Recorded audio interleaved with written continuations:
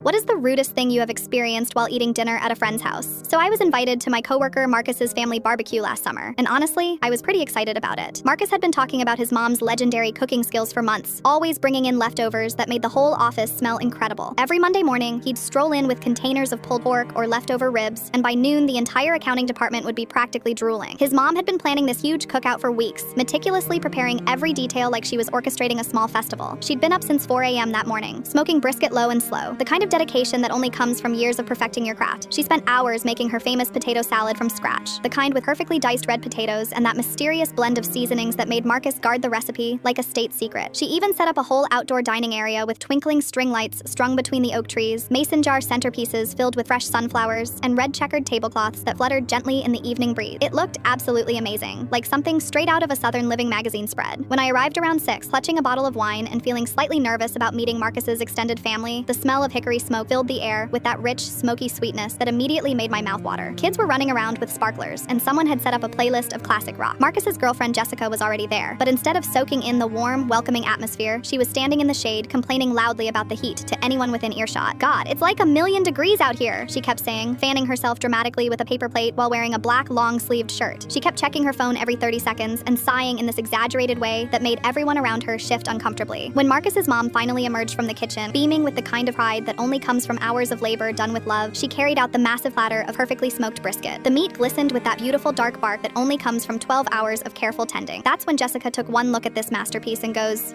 I don't eat meat. That looks burnt and greasy. Do you have any quinoa salad or kale chips instead?" I watched Mrs. Johnson's face just drop, her proud smile fading as she processed what had just happened. But Jessica wasn't done destroying the mood. She actually pulls out her phone right there at the table and starts loudly ordering DoorDash. "Yeah, I need a superfood power bowl with extra kale and that turmeric dressing," she announced, making zero effort to be discreet while surrounded by homemade dishes that had taken days to prepare. Then she has the absolute audacity to ask Mrs. Johnson, who had already been on her feet cooking for over 14 hours, to go get plates and napkins for her overpriced salad bowl. The final straw came an hour later when Mrs. Johnson brought out her grandmother's secret recipe peach cobbler, the dessert she only makes for special occasions using peaches from her own backyard tree. The golden crust was bubbling with sweet peach filling, and you could smell the buttery goodness from across the yard. Jessica looks at this beautiful steaming masterpiece and says, "Wow, that's a lot of calories and carbs. I'm actually on a cleanse right now," and starts showing everyone her food tracking app, actually trying to convince other guests not to eat dessert at a family barbecue. So without even thinking, I stood up and said, "You know what, Mrs. Johnson? This peach cobbler reminds me exactly of my late grandmother's recipe. Would it be okay if I took a huge serving?" Her whole face immediately lit up like Christmas morning, and she insisted on giving me the biggest piece while telling me beautiful stories about her grandmother's cooking techniques. I made sure everyone else got generous seconds too, and we spent the rest of the evening sharing family recipes and heartwarming food memories while Jessica sat there scrolling through her phone.